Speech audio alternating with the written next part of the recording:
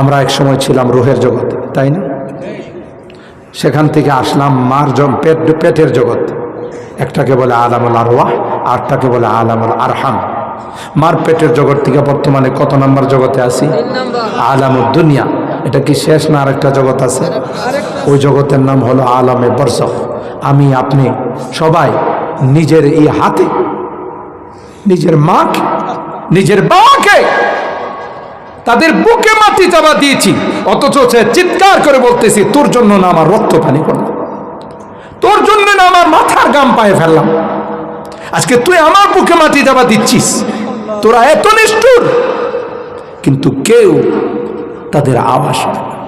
মৃত ব্যক্তিকে যখন লোহার খাটিয়াতে শোয়ানো হয়, চিৎকার করে বলতে থাকে, তোরা এত নিষ্ঠুর, আমি জীবনে কোনোদিন লোহার খাটে শুই নাই, আমি ব্যথা পাই, আমাকে লোহার খাটে শোয়াইস না। কিন্তু কে শুনে গো তাদেরই কথা? সবাই লোহার খাটে শোয়াইয়া গরম পানি যখন তার শরীরের মধ্যে ঢেলে দে, তখন আবার চিৎকার করে বলি, আমি সহ্য করতে পারি না, আমার গায়ে গরম পানি দিবি না। কিন্তু কেউ যে তাদের এই চিৎকারের কথা শোনে না। জোরে বলেন ঠিক কিনা? বুখারী শরীফের হাদিসের মধ্যে আসে, একটা পর্যায়ে তাকে যখন আতর গোলাপ দিয়া সাজাইয়া, নতুন কাপড় পরাইয়া সাজানো ঘর থেকে যখন বের করা হয়, ওই মৃত ব্যক্তি বলে, দুনিয়ার নিষ্ঠুরেরা কত মেহনত করে, কত কষ্ট করে এই ঘরটা সাজাইলাম, আজকে আমাকে ঘর থেকে বাহির করে দিচ্ছ, আর কি কোনো দিন আমার ঘরে আমাকে ফেরত নিয়ে আসবো? আর হারাপ খাতিয়াতি করে চারদিকে চারজন যখন তাকে ধরে নিয়ে যায়, হাদিসে কয় কে সামনে কে পিছনে সবাইকে মৃত ব্যক্তি দেখে চিৎকার দিয়ে বলতে থাকে, কোথায় নিয়ে যাও? আমি তো কোনো দিন নিজের ঘরে একা থাকি নাই, ভয় পায়, আজকে আমাকে তোমরা জঙ্গলের দিকে নিয়ে যাও, আর তোরা এত নিষ্ঠুর হয়ে গেলে, আমার কোমরের সুতাটা পর্যন্ত কাইটা রেখে দিলে, ঠিক না? কোমরের মধ্যে যে কালো সুতা থাকে, এটা কি নিয়ে যাইতে দে না রাইখা দে? সব কিছু তোরা আমার রেখে দিলে, মাত্র 3টা কাপড়ের টুকরার মধ্যে আমাকে পেঁচাইলি, পেঁচাইয়া আমাকে নিয়ে জঙ্গলের দিকে রওনা দিলি, যেখানে রাত্রির বেলা হলে কুকুর ডাকে, শিয়াল ডাকে, কেউ নাই, আবার কবরের মধ্যে কোনো লাইটিং এর ব্যবস্থা নাই, আবার কবরের মধ্যে কোনো বিছানা নাই। এইভাবে চিৎকার করতে থাকে। একটা পর্যায়ে কবরের মধ্যে যখন লাশটা নামানো হয়, নিজের সন্তান অথবা নিজের আপনজন নামায়, ঠিক কিনা বলে?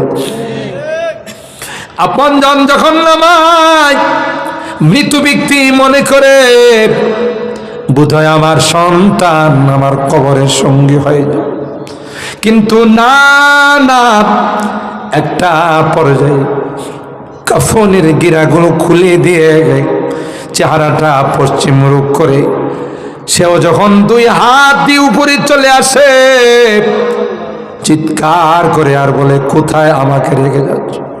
এখানে তো আমি থাকতে পারবো না, এটাতে কোনো লাইটিং এর ব্যবস্থা নাই, বিছানার কোনো ব্যবস্থা নাই।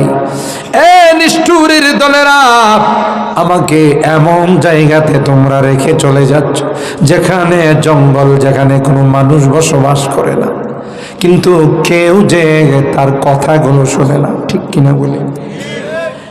এ মুসলমান, আল্লাহ ডাক দিয়া কয়, আইনামা তাকুনু ইউদরিকুমুল মাউত ওয়ালাউ কুনতুম ফি বুরুজিম মুশাইয়াদা। যেখানে থাকো, মৃত্যু তোমার সঙ্গে আলিঙ্গন করবে, ওখানে তোমাকে যেতে হবে। তবে জগৎটা তোমার উপর ডিপেন্ড করবে।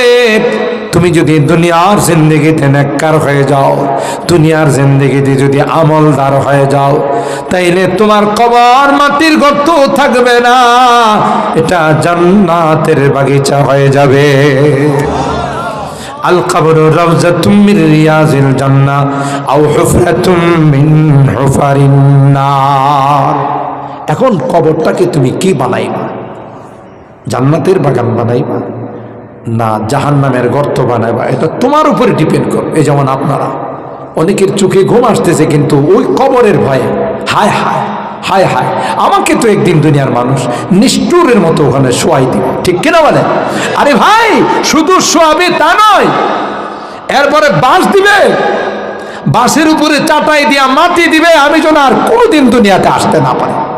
কথা বলেন ঠিক কিনা? এটাই সিস্টেম। কেন কবরের কথা স্মরণ করি না? চান্দি গুই বাগমান বুস্তান মান, ইনা গুই গোরে গোরস্তান মান। তুমি তো তোমার বিয়ায় আসলে মেহমান আসে মার্কেটে নিয়ে যাও আর বলো, বিয়া এটা আমার দোকান, এটা আমার বাড়ি, এটা আমার জমিন, এটা আমার বাগান। একটা বার তাকে নিয়ে কবরে তুমি যাও আর বলো না, বিয়ায় এই যে জায়গাটা আমার জন্য রাখছে, আসল তো তোমার বাড়ি এইটাই হবে। কথা বলেন ঠিক কিনা? ইহা হাম সব मुसाफिर है वही आखिर ठिकाना, यहाँ हम सब मुसाफिर है वही आखिर ठिकाना, कोई आगे रवाना है कोई पीछे रवाना। দুনিয়াতে আসার সময় সিরিয়াল থাকে, বড় ভাই আগে আসে, মেজু ভাই আসে, এরপরে আমি আসি। কিন্তু যার সময় কোনো সিরিয়াল না, যার ডাক যখন চলে আসে গো, তখনই তাকে চলে যেতে হয়। কথা বলেন ঠিক কিনা? कर जवानी में इबादत काहिली अच्छी नहीं, जब बुढ़ापा आ गया कुछ बात बन पड़ता नहीं। ऐशो इशरत के लिए इंसान नहीं, ऐशो इशरत के लिए इंसान नहीं, याद रख तू बंदा है मेहमान नहीं। তুমি এখানে বেড়াইতে আসে নাই, মেহমান না, কবরের জিন্দেগি সাজানোর জন্য আসে। ঠিক কিনা বলেন? তুমি এখান থেকে সিলেট যাবে, চট্টগ্রাম যাবে, রাজশাহী, খুলনা যাবে, এক সপ্তাহের সফর। বারবার তুমি ব্যাগ চেক করো, তোমার ম্যাডাম তোমার মিসেস চেক করে কই ব্রাশটা সারা পড়ছে, টুথপেস্টটা সারা পড়ছে। কথা বলে ঠিক? মাত্র 5 দিনের সফরেই যাবে, তাই যদি বারবার ব্যাগ চেক আপ করো, ব্যাগ চেক দাও, অনন্ত সীমকালের সফরে তুমি রওনা যাবে, আর কোনোদিন তুমি আসবে না। তুমি কি একটা বার তালাশ করে দেখছো পরকালের সামান তোমার ব্যাগের মধ্যে আছে কিনা? কথা বলেন ঠিক কিনা? আল্লাহ কোরআনে কারীমে কয়, ইয়া আইয়ুহাল্লাযীনা আমানুত্তাকুল্লাহা ওয়াল তানজুর নাফসুম মা কদ্দামাত লিগাদ ওয়াত্তাকুল্লাহ ইন্নাল্লাহা খাবীরুম বিমা তা'মালুন। দেখো না, তুমি লং টাইম সফরে যাইবা, আর কোনোদিন আসবা না। সফরের সামান টামান তোমার ব্যাগে কিছু আছে না নাই? আল্লাহু আকবার। মুহতারাম দোস্ত বুজুর্গ, এই জন্যে কবরের কথা বেশি বেশি স্মরণ করতে হাদিসের আকসিরু যিকরা হাদিমিন লাযাতাল মাউত। কবরকে বেশি বেশি স্মরণ করো। আল্লাহ নবী বলেন, সপ্তাহে একদিন শুক্রবারে গিয়ে মা বাবার কবর জিয়ারত করে আইস।